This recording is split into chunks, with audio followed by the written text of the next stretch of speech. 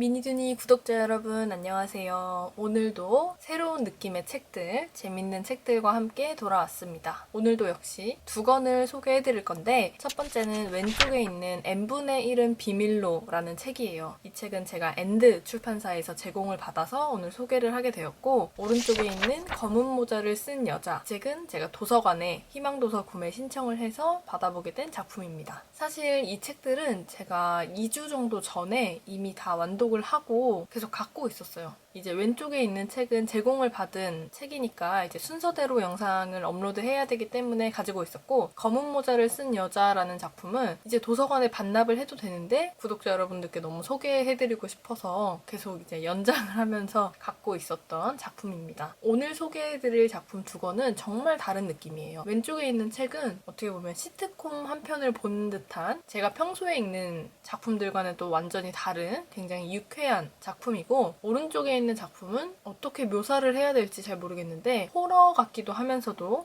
이런 게 진짜 미스터리다 라는 느낌이 들 정도로 이 책을 저녁에 읽고 자기 전에 뭔가 막 으스스함까지 많이 느꼈던 그런 미스터리 작품이에요. 두 권 다 올해 9월에 출간된 작품이고 제가 정말 재밌게 완독한 작품들이라서 오늘 가지고 오게 됐습니다. 오늘의 두 권도 기대 많이 하셔도 좋습니다. 오늘의 다독다독 책순위 지금 바로 시작합니다.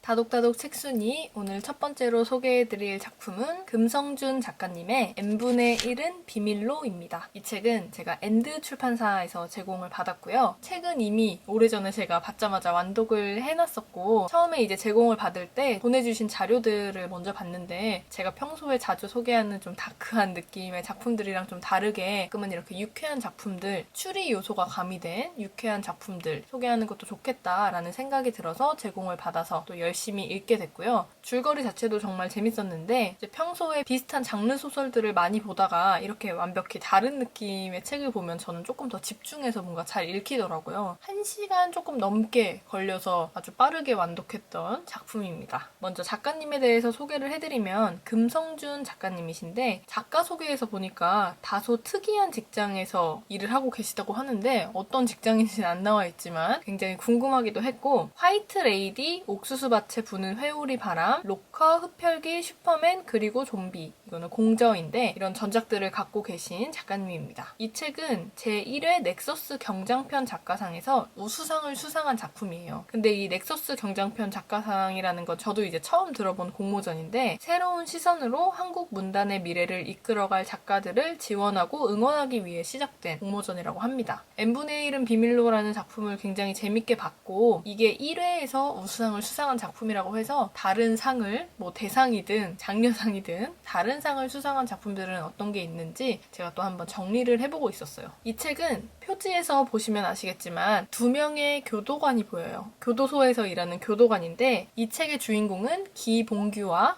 허태규라는 두 교도관입니다. 저 표지에 있는 남자들인데, 기봉규와 허태구라는 사람이 어디에서 일을 하고 있었냐면 교도소 안에서도 영치창고라는 곳에서 일을 하고 있었어요. 근데 이곳은 어떤 곳이냐면 이제 범죄를 저지르고 교도소에 입소를 하는 사람들이 입소할 때 가지고 왔던 물건들 있잖아요. 뭐 입고 있던 옷이나 갖고 있던 뭐 금품들, 심지어 뭐 현금이 될 수도 있고 지갑, 이런 소지품들을 교도소에 입소할 때 다 제출을 하는데, 재소자들이 출소할 때 다시 그걸 돌려줘야 되잖아요. 교도소에서 지내는 기간 동안 그 물건들을 보관해주는 그런 곳을 영치 창고라고 하는데, 그 창고의 물건들을 담당하는 역할을 했어요. 저도 이제 이 책을 읽으면서 교도소에 대해서, 교도소의 구조나 교도관들의 업무에 대해서 되게 디테일하게 알게 됐다는 그런 특징이 있었는데, 이 영치창고라는 곳에서 봉규와 태구, 이 두 남자가 일을 하고 있었어요. 그런데 어느 날 한 캐리어를 발견을 하게 되는데, 주인이 없는 캐리어를 발견을 하게 돼요. 주인이 없는 물품이어도 이게 어떤 물품인지를 다 확인을 해야 되기 때문에 캐리어를 열어봤더니 현금으로 9억이 들어있었어요. 근데 이거는 확실히 주인이 없는 그런 캐리어였던 거예요. 두 사람이 이제 머리를 굴린 거죠. 우리만 입을 다물고 있으면 이 돈은 4억 5천씩 둘이서 나눠서 가질 수 있을 것이다. 이 돈을 교도소 밖으로 가져가야 되는데 그 계획만 잘 짠다면 이게 다 우리 돈이 될 수 있을 것이다. 이런 생각을 합니다. 그래서 이제 머리를 굴리기 시작을 한 거죠. 이 돈을 빼내기 위해서. 영치창고에서 일하는 것을 이 책에서는 어떻게 표현을 하냐면 더럽고 구질구질하고 골치 아픈 일이라고 표현을 해요. 왜 그러냐면 이제 재소자들이 출소할 때 물건을 이제 전해주면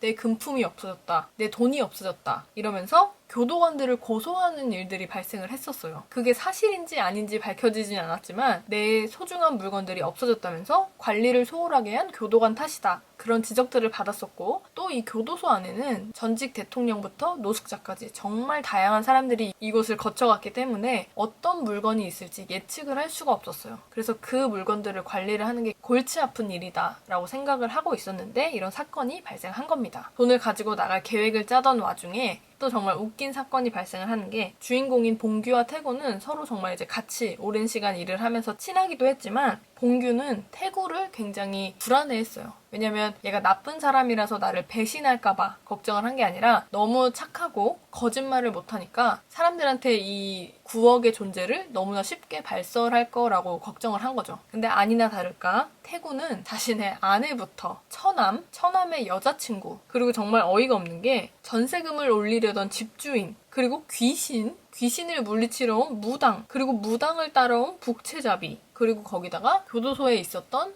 조폭까지, 지금 말씀해드린 인물만 해도 한 8, 9명 되는데 그 사람들한테 이 9억의 존재를 다 발설해버린 거예요. 그 9억을 탐내는 사람들이 정말 뻔뻔하게 어떤 요구를 하냐면, 내가 비밀을 지켜줄 테니까 n분의 1을 해라, 그 n분의 1에 날 껴줘라 라고 얘기를 하는데, 이렇게 많은 사람이 엮여있는 건 모르는 거예요. 거의 이제 10명 가까이 가는데 처음엔 9억이었던 금액이 소문이 나면서 10억이다, 30억이다, 100억이다 이렇게까지 소문이 나면서 n분의 1 한몫 해내려는 그런 사람들이 줄줄이 생기게 되는 거예요. 이 작품은 결국 주인이 밝혀지지 않은 의문의 9억, 존재를 알 수 없는 한 재소자의 것이었던 9억, 그 9억의 주인은 과연 누구이며, 이 사건이 전개될 때까지 도대체 몇 명의 사람이 더 붙어서 이 돈을 차지하려고 할지, 그런 사람들의 욕망을 볼 수 있는 그런 작품입니다. 초반에 말씀드린 것처럼 시트콤 한 편을 보는 듯한 느낌이 든다고 말씀을 드렸는데 굉장히 재밌어요. 교도소의 시설들 이런 것도 굉장히 생생하게 묘사를 하셨고, 이건 뭐 거의 이 금성준 작가님이 교도소에 가서 직접 보고 느끼고 오신 게 아닐까 의심이 될 정도로 정말 생생한 묘사를 하셨고, 이렇게 먼발치에서 지켜볼 수 있는, 약간 배우게 되는 그런 내용도 있었고, 돈을 탐내는 너무나도 평범한 사람들 익살스럽게 묘사를 하면서도 조금 비판하는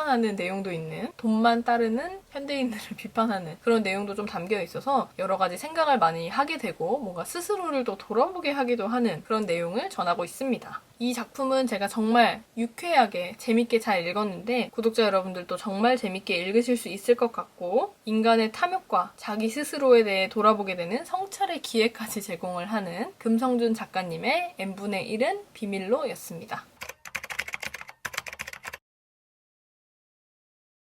다독다독 책순위 오늘 두 번째로 소개해드릴 작품은 권정현 작가님의 검은 모자를 쓴 여자입니다. 이 책도 올해 9월에 나온 책인데 책 미리 보기 같은 콘텐츠를 보고 너무 재밌겠다 가볍게 생각하고 읽고 싶다는 마음에 도서관에 구매 신청을 해서 받아보게 됐어요. 제가 이 책을 자기 전에 저녁에 읽었는데 정말 무서워서 이 상태로 자면 진짜 꿈에 100% 나오겠다. 재밌는 다른 영상들을 보다가 이 책 내용을 읽고 자야겠다. 막 이런 생각까지 했던 기묘한 분위기가 정말 압도적인 그런 작품입니다. 권정현 작가님에 대해서 살짝 간단하게 말씀을 드리면, 주중에는 아이들을 가르치고 아마 선생님이신가 봐요. 그리고 주말에는 청주의 시골집으로 내려가서 작품을 이렇게 집필하신다고 해요. 전작들을 보면 단편집 굿바이 명왕성, 골목에 관한 어떤 오마주, 장편소설로는 칼과 혀, 미미상 이런 작품들이 있습니다. 그래서 저는 이 책을 읽고 나서 이 작가님의 작품들, 다른 작품들을 꼭 한번 봐야겠다라고 생각을 했어요. 줄거리만 들었을 때는 그냥 일반 미스테리 소설 같은 느낌으로 이해하실 수도 있어요. 저도 처음에는 그렇게 해서 이 책을 읽으려고 했던 건데, 책을 읽으면 정말 마지막까지 갈수록 이게 뭐지? 하면서 끝나요. 제가 이렇게 제 감상평을 주절주절 말씀드리는 것보단 일단 줄거리부터 소개를 해드릴게요. 주인공은 민이라는 여자예요. 근데 이 여자는 정말 아픈 상처를 갖고 있었어요. 남편이랑 결혼을 해서 은수라는 아들이 있었는데 이 아이를 데리고 산길로 산책을 갔다가 이제 산 안에 그런 이동식 화장실 같은 화장실이 있었는데 화장실이 급해서 화장실에 갔다가 그 사이에 아이가 사고를 당해요. 정말 마음이 아픈 사고였는데 아이가 유모차에 앉아 있다가 유모차에서 나오려고 하던 건지 목이 꺾이는 사고를 당해요. 근데 그 원인을 찾지 못한 상태로 그렇게 아이를 보내주고 정말 힘들게 살아왔어요. 다시는 이제 행복을 찾을 수 없을 것 같다라고 생각을 하면서 살고 있었는데 시간이 많이 지난 어느 날 동네 교회 앞을 남편이랑 지나가다가 아이를 발견을 해요. 누군가 이제 교회 앞에 아이를 맡겨둔다는 식으로 이제 버리고 간 거죠. 그래서 그 아이를 봤는데 남편이 아주 적극적으로 이건 약간 신의 계시인 것처럼 신이 우리에게 아이를 보내준 거다. 이 아이를 우리가 키우자. 이렇게 해서 정말 정식으로 그 아이를 입양을 했고 동수라는 이름을 붙여주고 다시 한번 아들을 키우게 됩니다. 이렇게 동수를 만나면서부터 기묘한 이야기가 시작이 되는데 동수를 만날 때 검은 고양이가 동수 곁을 떠나지 않고 있었어요. 그래서 어쩔 수 없이 그 검은 고양이까지 집에 데려와서 키우게 됐는데 이 검은 고양이가 정말 무서웠어요. 약간 그 에드거 앨런 포 작가의 검은 고양이를 떠오르게 하는 그런 존재로 여기서 비춰지는데 어떤 에피소드들이 있었냐면 집 청소를 하다가 고양이의 집 쪽을 보면 걔가 바닥에 떨어져 있는 민의 머리를 모아서 자기가 깔고 앉아서 이렇게 자고 있는 거예요. 어떻게 보면 자신이 가장 안락한 공간을 민의 머리카락을 모아서 약간 둥지처럼 그렇게 만들어서 쉬고 있는 모습을 목격을 합니다. 그것도 굉장히 무섭잖아요. 내 반려동물이 그렇게 해놓는다는 것도 무서운데 이 고양이는 정말 동수만 따랐어요. 동수 곁에만 머물고 동수한테만 가서 안겨있고 항상 같이 자고 근데 이 민과 민의 남편에게는 그렇게 하지 않았거든요. 그래서 그 고양이의 존재부터 약간 좀 무서운 전 느낌이 들었는데 검은 고양이와 관련해서 또 다른 에피소드가 어떤 게 있었냐면 민은 강아지를 키우고 있었어요. 그래서 그 강아지랑 동수 그리고 동수 곁을 맴도는 검은 고양이 그렇게 강아지, 고양이, 아들, 자신이 이렇게 넷이서 같이 또 산길을 산책을 갔는데 그 검은 고양이가 느닷없이 개를 공격을 해요. 그래서 개가 정말 크게 다쳐요. 눈 쪽을. 그래서 그 눈을 다친 걸 보고 자신이 정말 사랑했던 이 개를 다치게 한 고양이를 보고 더 이상 얘는 안 되겠다. 동수에게도 위험할 수 있겠다 싶어서 그 검은 고양이를 내쫓아요. 근데 이 고양이는 계속 집에 들어옵니다. 어떻게든 돌아와요. 그래서 동수 곁을 지켜요. 근데 여기서 정말 무서운 존재가 또 등장을 하는 게 아들을 잃고 나서 굉장한 스트레스와 불안을 느끼고 있던 미는 동수를 키우면서 그게 조금 나아졌다고 생각을 했어요. 그러던 어느 날 새벽에 창가를 보고 있다가 아파트 단지 안에 헌옷수거함 옆에서 자신의 집을 바라보고 있는 한 여자를 발견하게 됩니다. 그 여자가 검은 모자를 쓰고 있는 여자였는데 이 검은 고양이를 내쫓았을 때 그 검은 고양이가 검은 모자를 쓴 여자를 찾아가는 그런 모습을 발견을 해요. 의심스러운 사건들, 이런 여러 불안한 사건들을 겪으면서 미는 남편에게 이제 자신의 불안감을 얘기를 해요. 우리 집을 쳐다보는 여자도 있고 나는 우리 아들도 지켜야 되는데 이 고양이도 너무 위험하지만 계속 우리 집을 찾아오고 어떻게 해야 될지 모르겠다라고 얘기를 하니까 남편은 너무 아무렇지 않은 듯이 민의 정신 상태를 걱정하는 모습을 보여요. 이제 남편도 못 믿게 된 거죠. 남편도 자신의 얘기를 믿어주지 않고 누군가 우리를 감시하고 있고 난 지금 너무 불안한데 누구 하나 의지할 사람이 없는 상태였어요. 그 이후로도 계속해서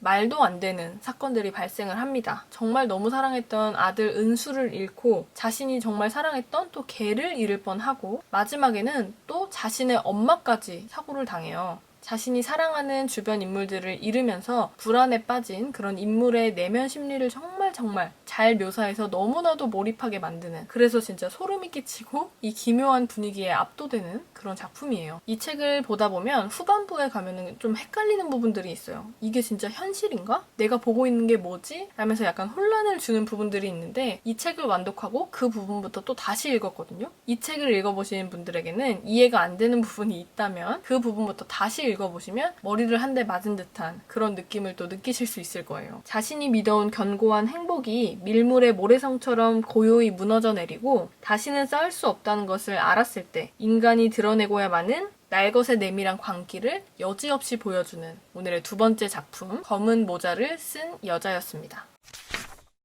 오늘의 다독다독 책순이 재밌게 보셨나요? 완전히 다른 느낌의 두 권을 소개를 해드렸는데 구독자 여러분들이 평소에 가볍게 조금은 재밌는 미스터리한 추리소설 보고 싶으시다면 n분의 1은 비밀로를 추천을 드리고, 분위기에 압도되고 싶으신 분들 그리고 이런 기묘한 이야기 좋아하시는 분들은 검은 모자를 쓴 여자를 강력 추천합니다. 오늘 영상이 좋으셨다면 구독과 좋아요, 알림 설정까지 잊지 말아주세요. 다음 영상에는 제가 도서관의 희망도서 구매를 신청했던 정말 재밌는 책을 준비를 하고 있으니까 기대 많이 해주시고, 출판사에서 제공받은 책 1권, 도서관에서 제가 구매 신청을 한 도서 1권, 이렇게 총 2권을 가지고 오겠습니다. 오늘도 영상 봐주셔서 감사합니다. 다음 영상에서 또 만나요. 안녕.